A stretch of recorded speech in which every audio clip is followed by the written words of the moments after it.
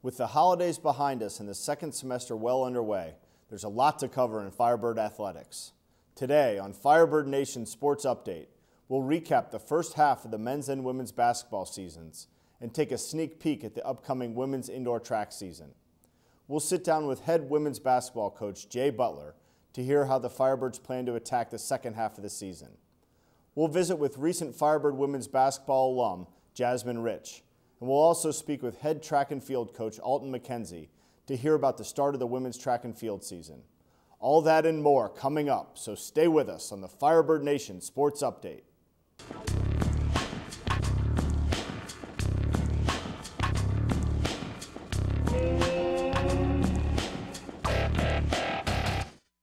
Hello, this is Firebird Nation Sports Update, your inside look at the University of the District of Columbia athletics. I'm your host, Matt Rienzo.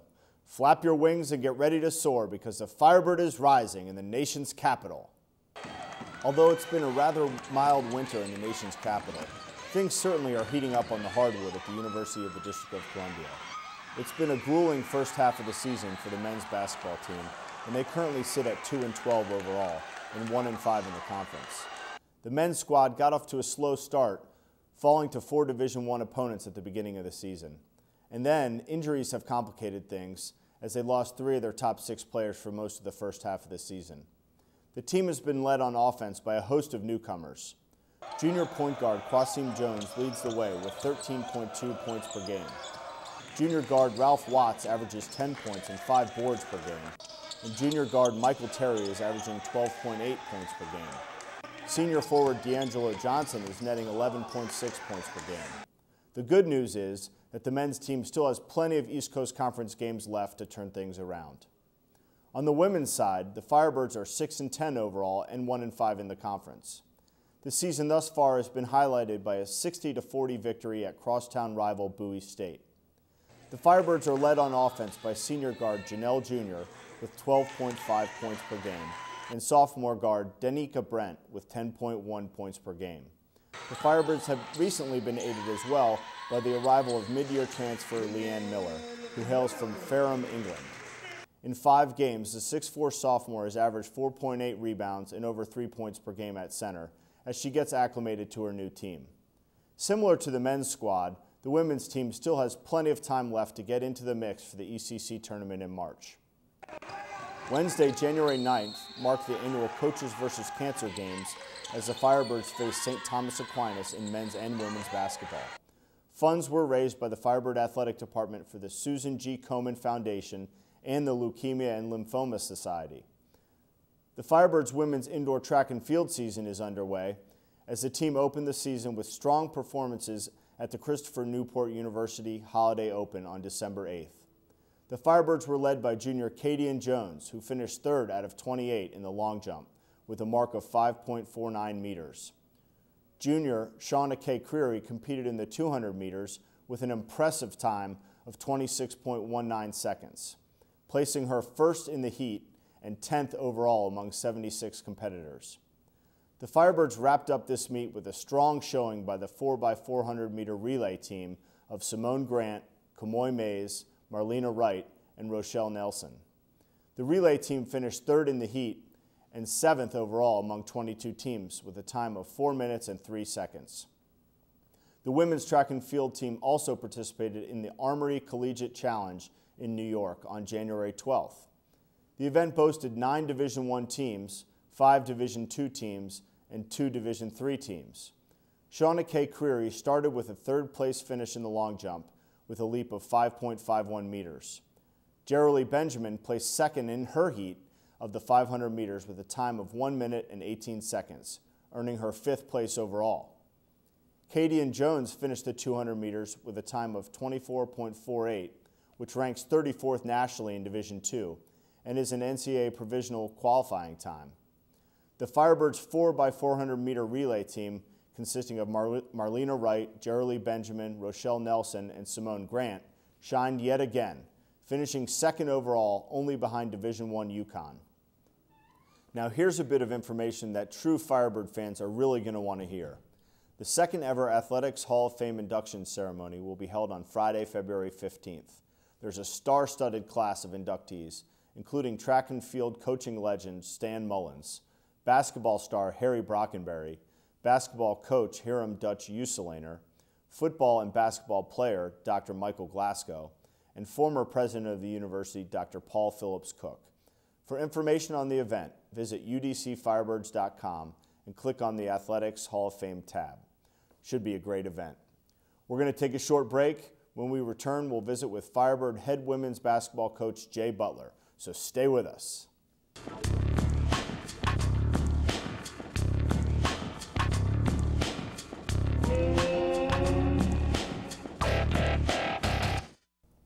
We're now joined by Firebird head women's basketball coach Jay Butler. Coach, thanks for being with us today. Thanks for having me, Matt. Coach, now your team sits at 6-10 overall, 1-5 in the conference. Obviously not the start you were looking for or hoping for. What are your thoughts on the season thus far? You get right about the halfway point. Yeah, we're right at the halfway point, and we definitely didn't get off to a good start. We played a lot of tough teams early on in the season. We had a tough non-conference schedule. I want to say 5 or 6 teams on our schedule actually right now being considered for the top 25. So we tested the young ladies early, and right now it's just a process of getting them used to how we do things around here at UDC, the winning success that we had the previous years. I think they feel early on there was a pressure that they had to win right away. And I think right now, offensively, we're struggling offensively to put the ball in the basket, but our defense is picking up. And I just think the second half of the season is going to be much better. Now, you have a bit of a young team. You have a lot of newcomers, too. Is that part of the issue, you think, with coming together? Yeah, basically, when you lose 7 seniors and you bring in 6 or 7 new players, and you got 2 or 3 freshmen that's playing big minutes for you, it's going to be a process with the wins. And just right now, we're playing against the best teams, and we're playing them tough. And down the stretch, you just got to find ways to make plays. And right now, we're not making those plays down to put the games away. Right. Now, what are some of the specific things you need to do as a team to start getting W's, whether it's shooting the basketball, defense? Obviously, those are basic things, but Right. Is that all it is? Right now, there's the basic things, rebounding, continue to play great defense. Right now, I'm telling the young ladies, you're playing good defense, but because we're not scoring the ball, you almost have to play perfect defense. And it's tough to play perfect defense for 40 minutes. So right now, we continue to build on our defense, but we continue to work on our shooting in practice. We got to be able to knock down shots. The teams in our conference, they play great defense, good half-court pressure, man-to-man defense. They've got to be able to execute on the offensive end and got to be able to make plays down the stretch. Yeah, and you say those things, shooting, the basketball, and defense, those are basic fundamental parts of the game, but it's easier said than done to just be better at them. Yeah, and these kids, they came in with a lot of accolades, and they can score the basketball, but right now they feeling the pressure of having to win a game, and right. You got to think about the plays that we're calling, and so they're trying to get the plays down and also trying to feel their way through the game. And right now, just the ball not dropping for us. And that's why we, 6-10 right now. Yeah, well, you got plenty of time to turn it around, that's for sure. So let's look at the ECC, East Coast Conference postseason picture. 6 teams get into the tournament, is that correct? Right, 16. What do you guys have to do to get into that mix? Basically, we just got to take care of our home court. We take care of our home court and, try our best on the road, to go 500 on the road. And then if we can go undefeated on our home court, which, over the years we've been pretty successful playing here at UDC. So if we can just protect our home court, the goal right now is to get in the top 6. And right now we're playing the top teams. Dowling, we lost to by 5 points. I want to say LIU Post, with the 1 minute mark is a 2-point ball game. Both of those teams are the top 2 teams in our conference. So right now we're playing the best teams tough. We just, down the stretch, we just got to find a way to make plays to put teams away. Gotcha. Now let's talk about Janelle Jr. She's one of your best players, your leading scorer, averaging 12.5 points a game. She had a concussion a few games ago, was out for a couple games now. She played in your most recent game, played around 20 minutes or so. She's obviously good to go and back in action? Yeah, she's good to go. She still's moving a little slow, but we're going to try to work her way back into the lineup, probably coming off the bench right now, because she's still feeling some of the symptoms from the concussion. So, but right now, we'll bring her off and because we need her shooting. We need her shooting, and right now, Danica Brennan stepped up into that position. That was my next question. She's averaging just over 10 points a game. She's kind of getting more into an offensive rhythm. Yeah. Scored 15 last game. She's kind of a key part of this equation. Danica Brennan is a big key to our success this year, and right now I think she see that we need her to play well for us to win ball games. And she's so versatile. She can play the 4 position, the 3, and right now we're asking her to start at the 2. And she's been doing a great job for us. Now let's talk about another player, a new addition to the team, Leanne Miller, who's from England, actually. She's played in 5 games, averages almost 5 rebounds a game. She's got good size. I understand she got injured in the last game a little bit as well, so she didn't play, but assuming she's back and healthy, what does she bring to the table as a newcomer? Leanne has the ability to stretch the defense. At 6'3", 6'4", she can step out almost to the 3-point line and shoot the jumper. She has above average skill set. She can pass, she can shoot it, she can put it on the floor. She has a very good IQ for the game, and she's only a sophomore.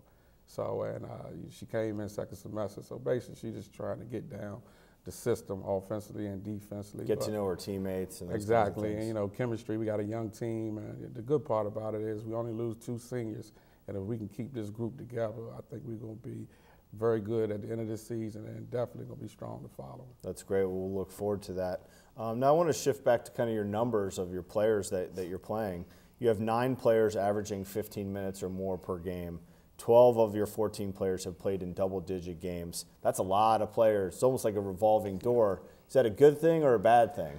It's good and bad. I'm always confident. I tell the young ladies, you work hard in practice, you're going to get the opportunity to play. And, 13, 14 players getting the opportunity to play. The young ladies, they work hard. The bad part about it is just getting consistent play. Mm-hmm. And I think right now we're playing multiple players. We're just trying to find that right chemistry, find that hot hand. So we play a lot of people, and then a lot of times we press a lot. So we tend to run multiple lineups in just to keep teams off balance. So if you had a player that was putting up 20 points, you'd keep them in the mix longer? Pretty much. The kid is putting up 20. Right now we're struggling offensively, so we're just trying to find a hot hand, and we give a lot of kids an opportunity to get out there and see if they can knock down that shot for us. And we've talked about it in the past. You like to press, you like the full court press, you like to play tough defense. That is a little more tiresome, I think. Requires a few more players to get in the mix. Definitely got to keep a lot of players out there, keep fresh, because we trap all over the court and we try to get up and down. So right now, the young ladies, they know if they work hard in practice, they're going to get the opportunity to play.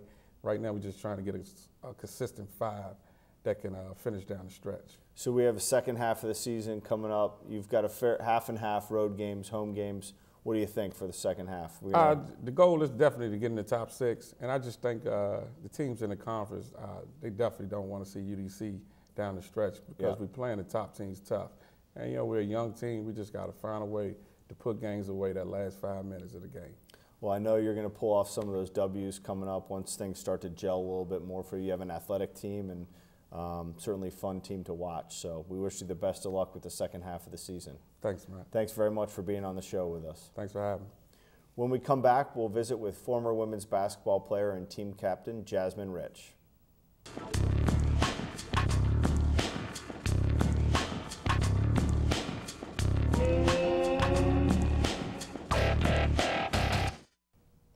We're now in the Firebird Alumni Spotlight, and we're joined by former women's basketball player and team captain Jasmine Rich. Jasmine, thanks for joining us today. Thanks for having me today. First of all, congratulations on your graduation in December. Thank you. You must be very proud of that accomplishment. I'm very proud and very excited. So now what? You enter into the real world. What are your plans going forward? It was kind of a shock. I didn't think I would be prepared, but I went on a couple interviews and I got the job at Coppin State University. So what exactly are you going to be doing at Coppin State? I will be an academic counselor for athletes. Oh, interesting. So that position, if you were to pursue that as a career, that must mean that you felt very influenced by your academic advisor or felt how important that was while you were a student athlete. Is that accurate? Yes, it is. I always wanted to stay around sports, and I went into her office one day and I said, I would like to do what you do one day, either you or Ms. Thomas as an athletic director. So, that was to Kendra Green, our Associate Athletic Director for Academics. Yes. So I said, I always wanted to be around sports, and I talked to her about it. I told her if she ever finds anything related to sports and related to what she does, then I would be interested in doing that. And that's certainly a pretty gratifying career, I would imagine, working with student athletes, help them realize their goals in academics. So do you know yet exactly what you're going to be doing on a day-to-day basis in that job, or are you going to be figuring that out as you go? Well, most likely I'll be figuring it out as I go, but right now they have one academic advisor to all the sports, and the program that they're having is bringing in more athletic advisors so we can have maybe 1 to 2 sports. Mm-hmm. So just to provide more support. Yes. Well, that's great. Now, I understand that you worked in the Sports Information Office at the University of District of Columbia this past semester, doing stats and helping with game day. Yes. Are you going to be doing any of that stuff, or is it all just strictly academics? Right now, it's strictly academics. If I want to help, I can probably volunteer, but right now, it's strictly academics. Well, knowing you, you're very ambitious and you love being around sports. I wouldn't be surprised if you weaseled your way into working game day or doing events as well. So, now you were a business management major at UDC. You had a very good GPA.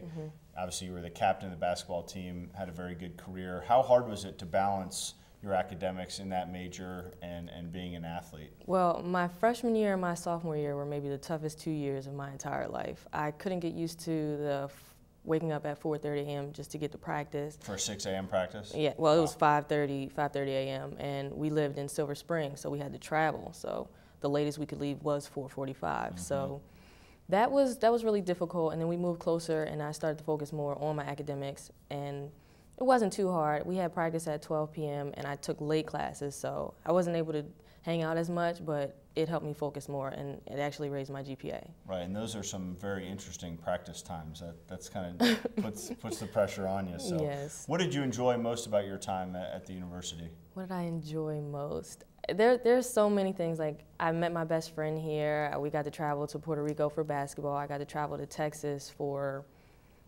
track. We went to nationals for Texas, and I also got Which I should mention, you ran track as well. Yes. So two-sport athlete. That's great. Yes. And I also got to do the internship my last year at the Washington Redskins. So excellent. Now, do you miss playing basketball, being a collegiate athlete, track as well? I do. At sometimes it's like, it's great to be a regular person and, get to do things. Not have to get up at 6 a.m. Right. So I do miss it. I do miss playing. But. Is there anything that you can tell our viewers that you learned about real life from basketball, from the team concept and all that competition?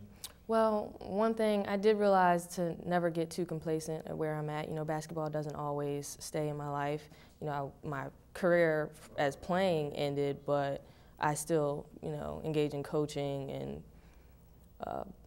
forgot the question. Yeah. No, that's great. Now, where do you see yourself in 5 or 10 years down the road? 5 or 10 years, hopefully I'm still either an academic advisor or a coach, maybe at the university. Well, that would be great. I know the student athletes at Coppin State are certainly going to benefit from you being there, your mentorship, and then I'm sure you'll just continue to grow in that position and offer to support to more student athletes down the road. So it's exciting. We wish you the best of luck with that. Thank you. Thanks very much for being on the show. We certainly think you're a great representative of the university and of the athletic department as well. So we wish you all the best of luck in the world with your new job and life in the real world, so to speak. So good luck, and thanks for being on the show. Thank you for having me. When we come back, we'll visit with head track and field coach Alton McKenzie.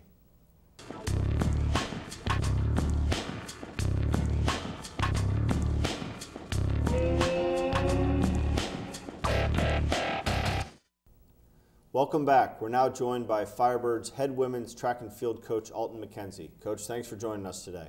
Thanks for having me, Matt. Coach, you've had 2 meets in the indoor season thus far. Tell us how the season's going for you and your team.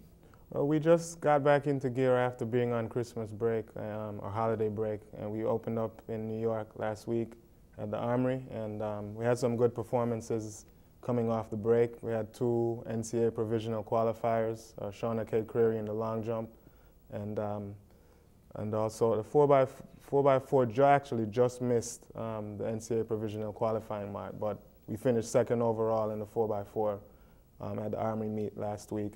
And overall, we're coming together. We also had a 200 qualifier, provisional qualifier, Katie and Jones, in the women's 200. So overall, we had some good performances considering we are just getting back off break. So we're looking forward to the weeks to come. And so you mentioned the holiday break. There's a time period that you're mandated to take off due to Division II. So what's the total amount of time that your athletes aren't being trained with you during that time period? Well, directly after finals, most people were out of finals by about the 20th, the 19th or 20th of December, and then we came back to school the 4th of January. So looking at about 2 weeks 3 off. weeks, yeah, 2.5 weeks. How tough is that for them in such an intense sport where conditioning and training is so critical? I mean, it is in all sports, but track and field, do they lose much? Do they do it on their own? Or? Well, you hope that they go home and they'll put some work in. They do have workouts, but that's part of the reason why I work them so hard in the fall and why I have everyone running cross country, to build that base. So in case I do have, some loss in training time during the winter break, some of the work they've put in before will help, and it will take less time to hopefully get back into shape. Now, your 4x400 meter relay team you talked about had some success in the first 2 outings, most recently finishing second overall to a Division I team, Correct. Yukon, Connecticut. Correct. That's pretty impressive. Correct. Yeah. How good is this group, or how good could they really be? Well, I'm being cautiously optimistic, but the key thing is we have a lot of depth, so I can run between the 6. I have 6 young ladies who I can run intertwine and figure out what the best mix is, but we can be good enough. We're right now maybe 19th, I think, the 19th fastest time in the country. And again, that's just first meet, we really didn't run a true A team. Second meet, still figuring out, what's the best 4. And we're still, we run faster than we ran indoor this time of the year last year. We already run that, faster than that. Great. This season. So there's a lot of room. And like I said, I want to be cautiously optimistic, but I think our depth is what's going to give us the opportunity to Let's really stay run on well. that theme. In your first 2 meets, in the 4x400, you had 3 student athletes who were in those spots for both meets: Marlena Wright, Rochelle Nelson, and Simone Grant. Correct. And then the 4th spot was 2 different athletes Correct. on the 2 different meets. What goes into that? Why is that? How do you decide? Right. Well, the first meet, to be honest with you, I split teams. I ran 2 B-plus teams, if you want to call it that. Okay. So I really didn't necessarily put the best 4 out there. And depending on what events some athletes run, I have Kadian Jones, who could be running on a 4x4, but she's a long jumper and a 200 runner. Simone Grant also sprints and runs a 400. So I've tried to mix it up, and you're kind of, depending on what the meet is, you're not necessarily going to run your top 4 or a truly strong team early in the season, because you're still figuring out what's the best combination. But also, depending on what events they're doing at that particular meet, you might decide to run someone who didn't run One in the first person meet. as opposed to another. And the good thing about us, though, is that we have enough depth where when I do make a change, it won't be much of a drop-off, because we're so close talent-wise, where I'm still going to be able to make a change, and it won't be much of a difference between one person versus the next. That's a good thing. Now, Yes. before we run out of time, we've got an important announcement that we want to talk about. It's the East Coast Conference recently announced that they're adding track and field championships. Yeah. So I want to get your take on that.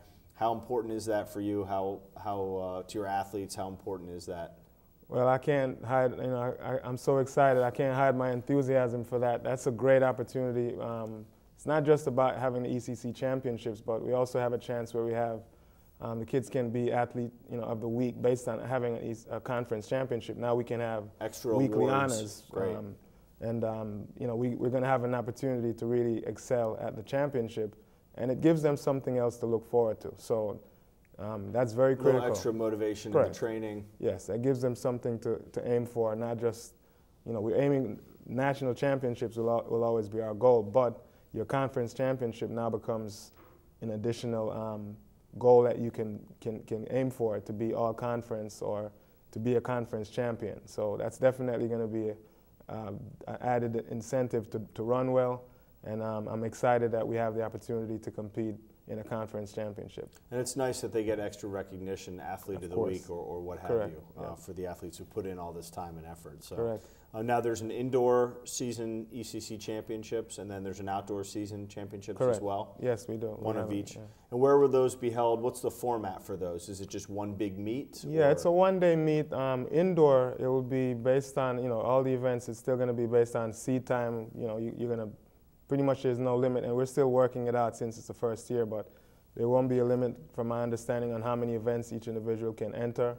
So you can have multi-events people are going to be in. It's one day. It's going to be maybe the shorter events, the 60 hurdles and the 60-meter sprint will have heats and finals, but everything else will be based on time.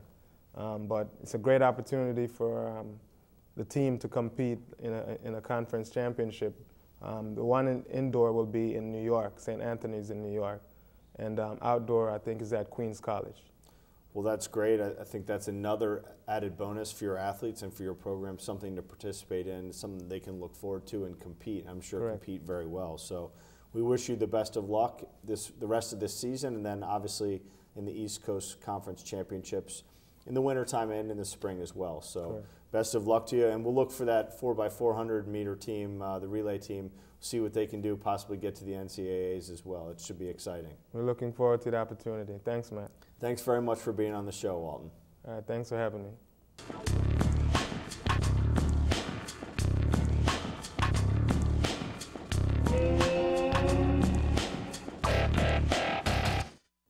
That's all the time we have today. I'd like to thank our guests, Jay Butler, Jasmine Rich, and Alton McKenzie. Please don't forget, you can watch all the home basketball games online at udcfirebirds.com. Also, remember to follow Firebird Athletics on the web at udcfirebirds.com, on Twitter at UDCFirebirdFans, on Facebook at UDC Athletics, and on YouTube at UDC Athletics 1. Thanks for watching the Firebird Nation Sports Update. I'm your host, Matt Rienzo. The Firebird is rising in the nation's capital, and we're glad you're along for the ride.